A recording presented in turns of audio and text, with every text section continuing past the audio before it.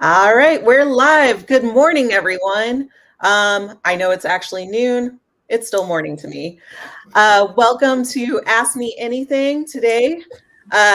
We are here with our human trafficking experts, not one, not two, but three for Human Trafficking Awareness Month. I'm your member liaison, Courtney, and if y'all don't mind introducing yourselves. Hi, I'm Laramie Gorbett, Human Trafficking Specialist with TAASA. Go ahead, Kara. Kara Harrington, Human Trafficking Advocate with TAASA. Mike Sweeney, I'm a Human Trafficking Specialist, also with TAASA. Wonderful. Thanks, y'all, for joining me today. So y'all know this is Ask Me Anything. So if you have any questions regarding human trafficking for our experts, you can post them in the comments below. And we want to hear from you, what questions you have from the field. So, all right. Y'all ready to get started? Let's do it. Okay. So first question, can you talk about the reality of human trafficking? I know that it's an international issue, but in the state of Texas, it's still very prevalent. And yeah, I would love to know y'all's input. Sure. Human trafficking is a global issue. It's something that we see across the world, but it's something that we see also right here in Austin, Texas. I think it's important for us to remember that human trafficking is when you treat a human being like property, like a good to be bought and sold. And that can happen internationally as well as your own backyard. Kara and Mike, do y'all have anything to add to that? I agree. Oftentimes we always think it happens somewhere else, but not here, right? And I've worked internationally, and I worked the state of Texas, and often I hear when I'm in smaller little rural towns, well, that doesn't happen here. Well, yeah, it does. I mean, you got to know what to look for. But I can go to any hotel in any little town across the state of Texas, and if I so desired, I could hire someone over the internet for sex, right? So it does happen, and it happens everywhere. It's just having the eye to see it, and that takes training, and that's what we're here for. Mm-hmm. Yeah. I mean, a 2016 study out of the University of Texas at Austin estimates that there are 313,000 victims of human trafficking in Texas at any given time. Right? And so you've got many forms of trafficking, four general forms, but you've got adult labor, adult sex, child labor, and child sex trafficking. And the people that are selling victims are your neighbors. They're your everyday community members in our state. The people that are buying others, they're also everyday community members. So you could have an outside person like a peer that is trafficking someone and through like a boyfriend type relationship or maybe an employer. And then you could also have, you could also have familial trafficking. And that looks like a caregiver trading or allowing like sexual assault or forced labor in exchange for something. So whether that's rent forgiveness or drugs or money. So, trafficking is often thought of as people coming from outside the country, but it's really people right here. Yeah, I think that's important is to dispel that myth, because a lot of time the entertainment industry and movies like Taken, no mistake, that does happen. That's a very, very small percentage of the time. Usually it's the ones we know, the ones we trust, and the ones we love oftentimes are the ones that hurt us the most, right? So that decades we spent teaching stranger danger when we should have been teaching Uncle Mikey danger, right? Yeah, and that's where we see a lot of the intersections with domestic violence and sexual assault and child abuse, which is why it's so relevant to the field that we all work in. Thanks, y'all. My next question for you is, what are some of the red flags and indicators of trafficking? Mike, you want to take this one?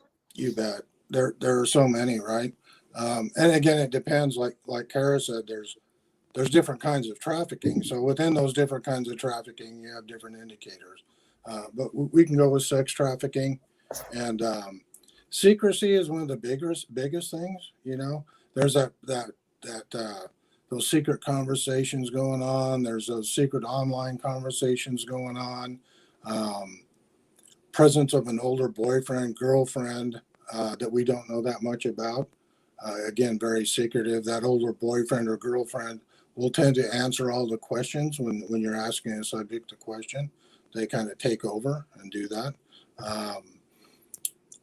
Tattoos, Pimp Daddy Mike.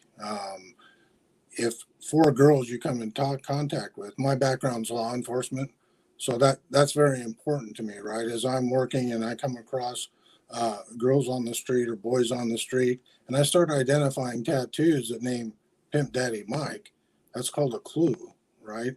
They all may be working for the same trafficker, right? So those are important things that I look for.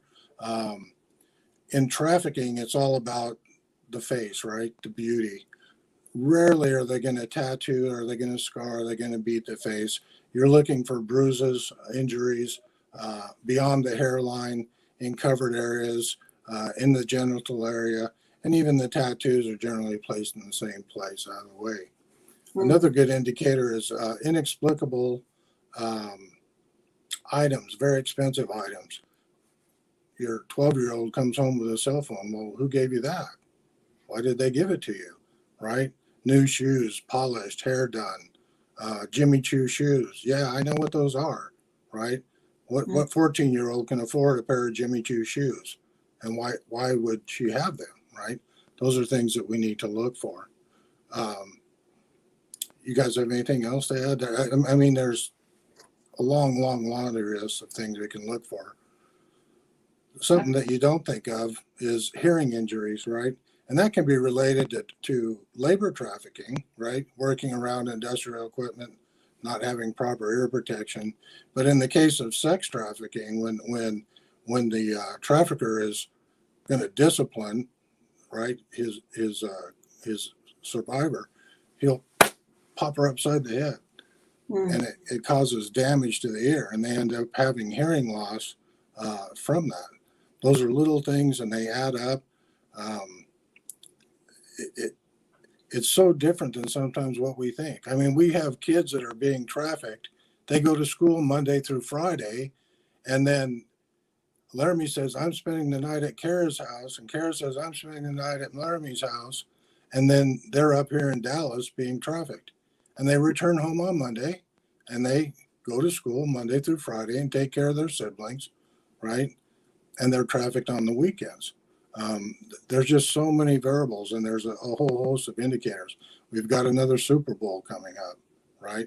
I thought one of the most ingenious things I'd seen as far as proactive human trafficking work was when the hurricanes came through in Houston. They preemptively went out and handed out pamphlets in the shelters, knowing that these predators were going to take advantage of that terrible situation, right? People displaced from their homes are at a disadvantage. They're under stress. And HPD did an awesome job of making them aware of, during these times, this is what's going to happen. Big sporting events, right? Always draw them from all over the country, not just locally. Yeah, there's so many signs. Thank you, Mike. You're welcome. The next question we had, unless anyone else, is there anything we're forgetting? We good to go? Oh, Carrie, you're muted. I would also just chime in that, we also, in terms of like adult labor trafficking, some things that you might see is exploitation in the agriculture industry. So we often confuse human smuggling and human trafficking. Human smuggling is a crime against a border. It's when someone's brought in illegally, and both the person coming and the person that's help assisting the transportation or committing the crime. But oftentimes what we see are those that immigrate to the U.S. and then are maybe working for a farm, for example, and then they have a better offer at a farm next door, and they go there, and then suddenly they're in violation of their visa, right? And so then you have an opportunity to exploit that, well, I can report you if you don't work for this lower pay, or maybe you are brought in to work at a restaurant, or you're brought into the country and then told, oh, you have an additional debt you need to pay, but you can work at my cousin's restaurant. And so you're going to see trafficking victims, survivors in your everyday life. Maybe whenever you go to a restaurant or to get your nails done, or maybe you see an illicit massage business, or like a massage business that advertises 24-hour services, and even in the agriculture industry. So really trafficking is present in a variety of circumstances. Yeah. And that's another indicator, Kara, that it's all about money, right? Whether it's sex trafficking or it's labor trafficking, it's all about money. And so in labor trafficking, if they're injured, that trafficker is not going to take them to a doctor. He's not going to spend money on them to make them well, right? So they end up dealing with their injuries. They end up with deformities, untreated medical injuries. And those are signs and indicators as well of trafficking. Right. And I would just add, for those of our stakeholders that are working in domestic violence shelters and rape crisis centers, some of the indicators are the relationship specifically to the trafficker. We know that many human trafficking survivors do not self-identify. They may not even understand that what is happening to them is trafficking. But then you see the same kind of power and control dynamics that you see in abusive relationships. And so that's why, we do trainings and facilitate these conversations about additional indicators that shelter staff and frontline advocates can look for. But it's around that exploitation, it's around that vulnerability, and it's around that financial element of somebody making money off of that vulnerability. So I have to ask, with all of that, how has the pandemic impacted the already prevalent issue of human trafficking? Yeah, and I'll talk about that just a little bit. So I just mentioned vulnerability. So people are vulnerable to trafficking because of their financial situation, if they are a young person that have run away or been kicked out of their home, if they are in a domestic violence relationship where that abuser does have that power and control over them and is now asking them to make money for drugs or make money for rent.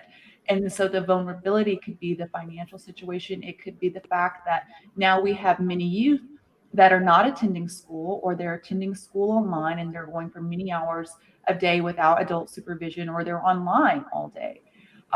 We also know that many youth are really concerned about their financial status of their family. If their parents have lost money or have lost jobs, if they're concerned about being evicted or being potentially homeless, not only do they have those concerns that make them more vulnerable, but we know that many youth broadcast what they're feeling and experiencing on social media. So if they are having a bad day, or if they are having fights with their best friend or their boyfriend or girlfriend, or if they're concerned about how COVID is impacting their family, especially financially, and they're posting that information online, on Twitter, on Facebook, on all the apps that young people use, that's pretty much providing that trafficker a playbook. And so whereas before we saw traffickers saying, oh, your parents just don't understand, they treat you like a child, or your boyfriend or your girlfriend doesn't respect you, I would love you, I would treat you better than that, just come away with me. Where now traffickers are saying, hey, I see that your mom lost their job and that you're worried about rent. Hey, I see that you're not going to school right now. You have some extra time. Do you want to make some money? So traffickers are using COVID. They're using the increased vulnerability because of finances, but they're also using the fact that more and more young people are spending more time online without any kind of supervision. So that's the key to trafficking. They look for the vulnerability in a young person or adult, and they know how to exploit it. And they use a variety of different tactics, whether that is promising them financial gain through a job, whether they are promising them love and acceptance, and that's something that so many people want, whether they're a child that's through the system, whether they're a person that's in a domestic violence shelter. The idea that this one person is going to take care of you and love you and protect you and take away all the hurt and pain that you've experienced. That is, often how we see traffickers become trauma bonded. to the survivors is because of these false promises, because of the vulnerability and knowing how to exploit it, and also because of the violence, as well as all the emotional abusive tactics that abusers and traffickers use. Mm. Yeah, and I'll also just add to what Laramie has said. You've got, the pandemic has changed how we all live, and many people are working from home. More people are working from home than previously, and that means that rather than having the presence of coworkers to sort of keep you on task and accountable, now buyers of people, buyers that look online to make dates and then have sex with sort of trafficking victims, they have kind of no supervision at the time. So rather than just popping online in the evenings or towards the end of work, they're online earlier in the day now too. So you also have more freedom for buyers to continue to search for sex, and that is, a key component to this issue is the demand as well. As well, sexual exploitation of children has gone through the roof, because now we know that it's the ones we know, love, and trust, right, that oftentimes hurt us the most. Now we're quarantined with them. We don't even get away from them, right? So now they're online, as millions more people are, and they're sexually exploiting children and then selling it online. It hasn't stopped. The prevalence has probably increased since the pandemic. So what do you folks do if they suspect trafficking? Yeah, I can take that. So if you or someone you know is in immediate danger, call 911 and tell dispatch you think it's a trafficking scenario, right? So that kind of keys them in to alert the trafficking officers in their department. If it's not an emergency or you're unsure, you can call the National Human Trafficking Hotline. That number is 1-888-3737-888. And you can report your suspicions. They have 24/7 anti-human trafficking advocates that work those lines, and they will direct your report to local law enforcement so you know it's going to the right place. They can also talk through things with you if you don't know what you're seeing. And you don't need to confirm that trafficking is occurring. You just need to suspect, right? If a child is involved, then you can also make a report to the child abuse hotline because trafficking is a form of child abuse. And that number is 1-800-252-5400. When in doubt, report and report again. All right.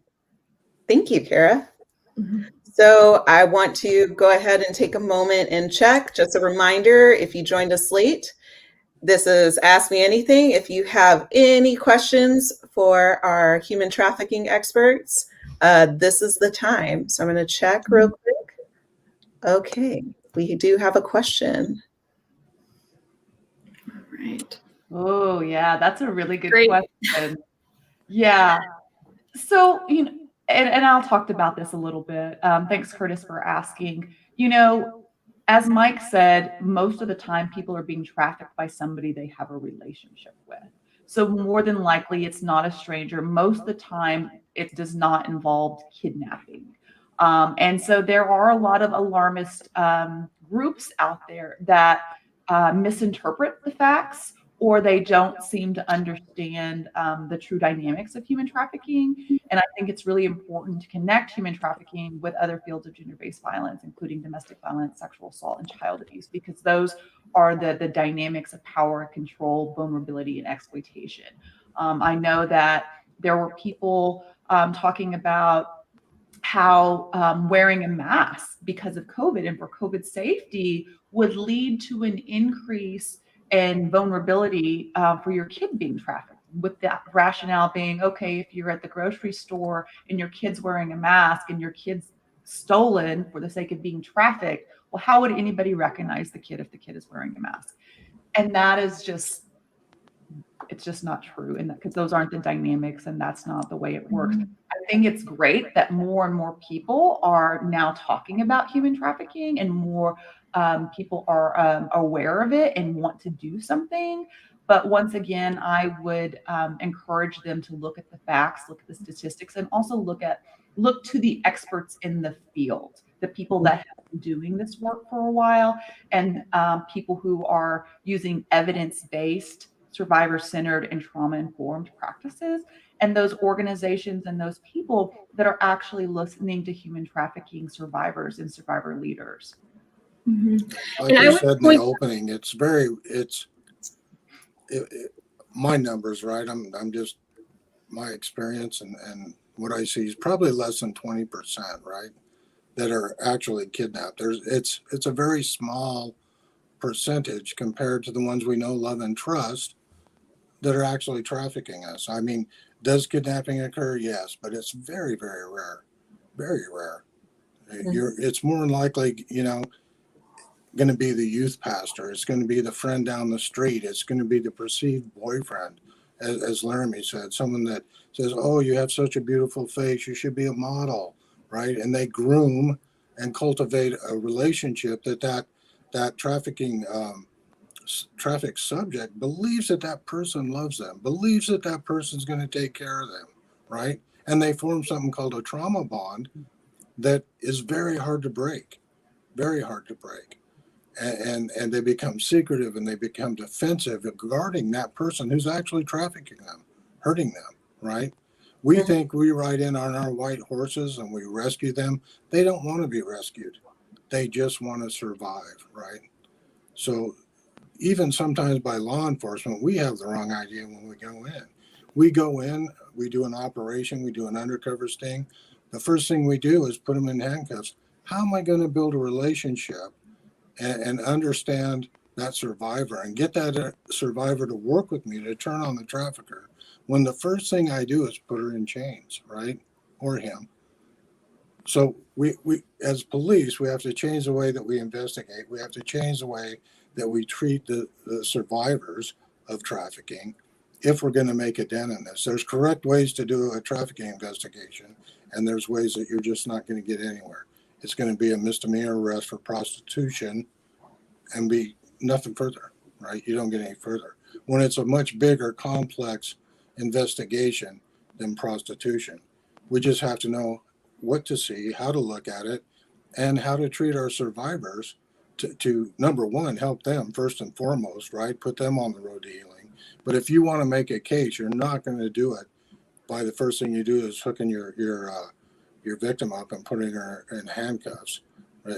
It's not going to help your case. So we have to change the way that we look at these survivors and change the way that we traditionally investigate these cases. Absolutely. And, we use the term survivor-centered and trauma-informed because every single trafficking survivor has experienced, complex trauma because of the violence, because of the emotional abuse, and understanding how experiencing that kind of trauma changes people's brain chemistry. It changes their body, it changes their brain, it changes their behavior and their ability to trust.